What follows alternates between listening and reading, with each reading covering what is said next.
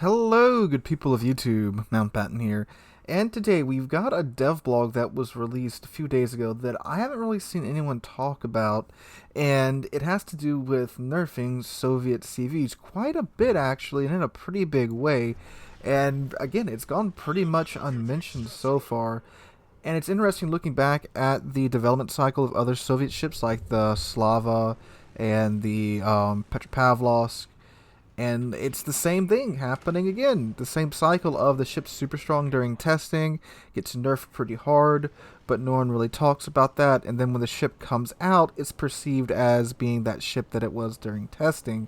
For example, again, Petropavlovsk, really good example.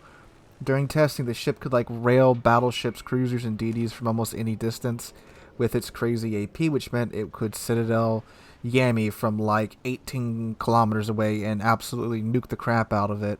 And that's the perception that stuck with the Petropavlovsk, but they nerfed its dispersion quite a lot during testing.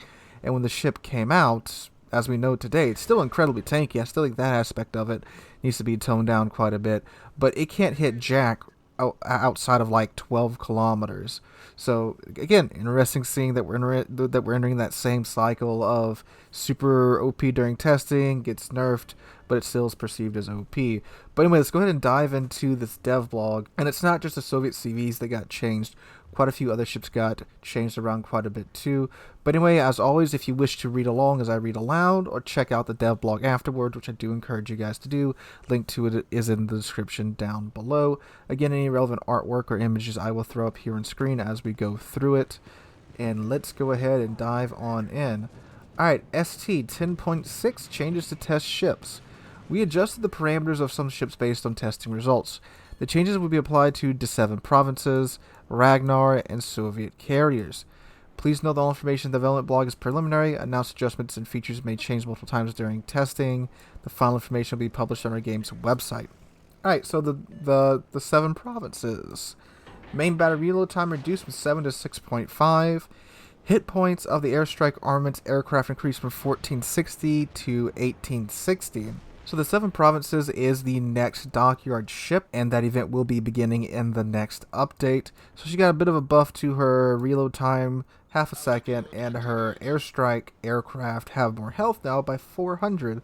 Again, the ship looked interesting to me with a 7-second reload either way, but 6.5, of course, more DPM on cruisers is pretty much always a good thing, and it didn't lose anything out in return. Again, this is going to be a dockyard ship, so it's going to be either a very long grind or a very expensive ship to get. So we'll see what that's like when she comes out. Again, I will be getting her as soon as she gets out and getting my review out for her pretty soon, so you guys can make up your own mind if you want to grind the dockyard. Alright, the Ragnar, the small end but better. Main battery reload time increased from 3 to 3.2 seconds. Detectability range by sea increased from 9.46 to 9.56 kilometers. Other detectability ranges were changed accordingly. Okay, so that's what I was interested about last time they messed with the Ragnar. So the Ragnar started off pretty much as Smallland, but slightly different. She had a longer reload time and such, but then they kept reducing her reload time to where it's almost the same as Smallland, but now they've increased it by 0.2 seconds to 3.2 seconds.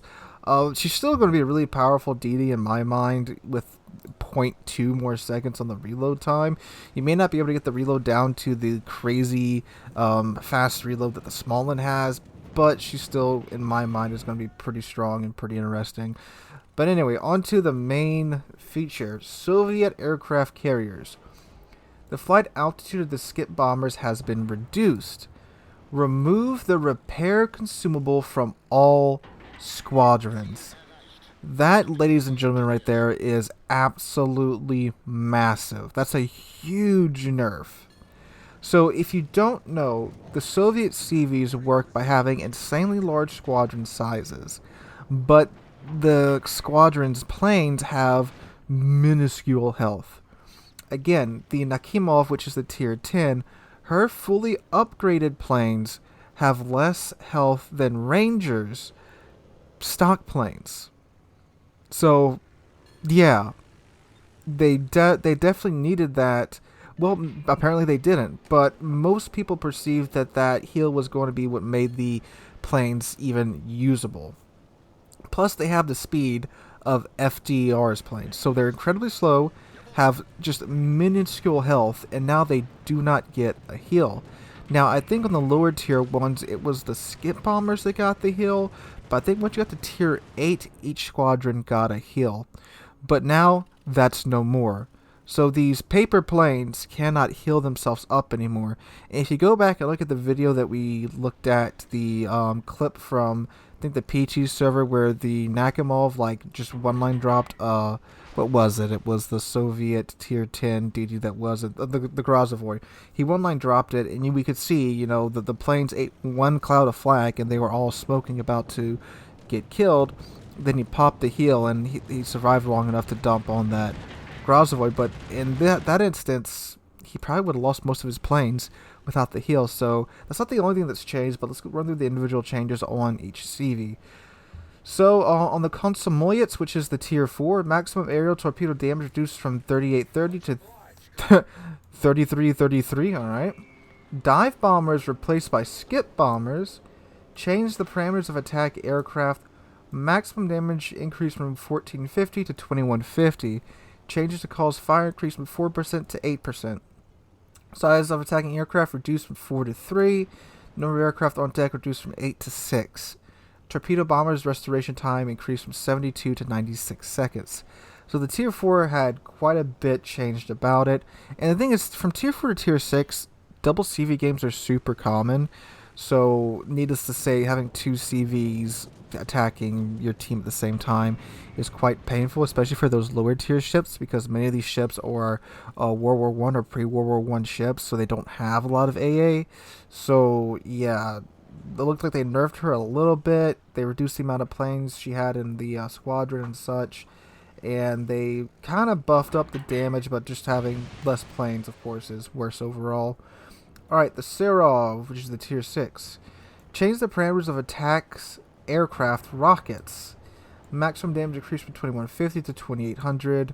Armor penetration capacity increased from 26 to 37 millimeters. Ooh. Change to cause fire increased from 8 to 12%.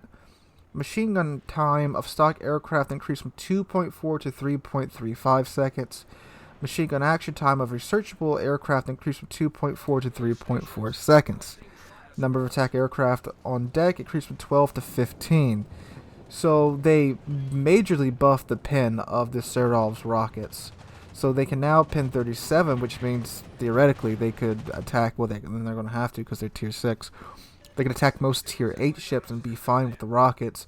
But they increased the reload time, not the reload time, the machine gun time by almost 1 second for the stock ones, and again about 1 second for the researchable ones. And she has more aircraft on deck. Now remember, these CVs don't have individual attacking squadrons. The entire squadron attacks at once. So if you shoot down a plane or two, you're reducing the amount of ordnance coming in at you. But again, these attacking squadrons are massive too. But again, especially around Tier 6 when you get up to the Tier 8, being up tiered in a Tier 6 CV is especially rough, because Tier 8's where AA really starts to get good. So we'll see how this works out with the Serov. Although she picked up some pretty good buffs there with the penetration increase of her rockets. Alright, the Pobeda, the Tier 8 CV. Number of attack aircraft on deck increased from 12 to 15. Nothing else was changed. The Chikolov, which I believe is the Tier 8 Premium CV. Number of attack aircraft on deck increased from 9 to 15. It's a big pickup there. And the Nakimov, number of attack aircraft on deck increased from 16 to 24. So that's understandable considering they just removed the heal from these planes. So having more planes is, again, just looking at it on paper, the low HP, the low speed of these planes, they're going to get shredded by AA. And yes, there's a lot of them, but at Tier 10, you got some really good AA ships. Worcester, Menno, Austin, the American BBs, the Soviet BBs, the high tier ones when their AA is intact, the Pan-Euro DDs, the German DD splits have really, really good AA. So it's understandable that after losing their heal, they're going to give them a bit more planes to use to potentially continue to have something to fight with the entire match. again, I don't know if these planes maybe have like god tier armor. I haven't played these ships. I've only seen them in replays, and from what you guys have seen too, that's all I've seen from these ships. So on paper, these planes should be getting shredded pretty easily, especially now that they removed that heal from the CVs. It's pretty interesting that they did that. That's a pretty drastic measure, just saying, okay, nope, no more heal for you. The only other high tier CV that doesn't have a heal on its planes is the FDR's planes. But the FDR's planes have more health. A full squadron of the FDR's planes have more health than a lot of tier 10 cruisers. So it's understandable that those planes would not have a heal. But the Soviet CVs not having a heal, it's pretty interesting. What was probably happening is, again, what we saw in that Grozovoy clip, that the planes were able to stay alive through the heal to deliver these massive alpha strikes on enemy ships. And there's plenty of clips of that happening. I mean, the Nakhimov, its full squadron has Tiny Tims. A lot of Tiny Tims. And they can, I think we've seen plenty of clips of them removing like a third to half of battleships' health pools with one strike with the Tiny Tim rockets, which is pretty freaking nuts. It's understandable that the gimmick of this line, well, not the gimmick, but the trade of this line is that you as a surface ship can actually shoot down individual planes, and it has an effect on how much damage you're about to take. Whereas with other CVs, if there's 12 planes in the flight and there's 3 in an attacking flight, and you shoot down 8 planes, you still have an attacking flight coming through, and you're still going to eat all the damage that flight has to offer. Where in this case, if there's 12 planes attacking and you shoot down 8 planes, you've significantly reduced the amount of ordnance that's about to be thrown at your ship. And I do like the idea behind that. And it is, again, encouraging to me to see that they're at least trying something different with these CVs rather than sticking with what we've just had for the past couple of years. But again, this is a pretty massive change. These ships are still in testing. I don't think they've announced just yet when these ships are coming out. I mean, we still got the Dutch cruisers to get through.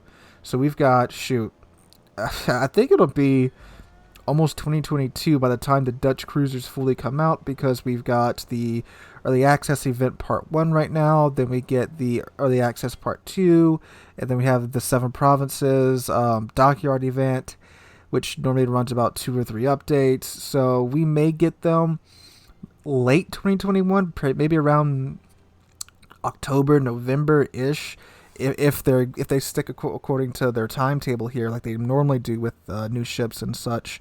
But who knows when these ships are coming out. But I imagine the devs are having a pretty fun time trying to balance these things right now. So guys, let me know what you guys think in the comments down below. Again, in my opinion, this is a huge nerf to these ships, losing that ability to heal their paper planes.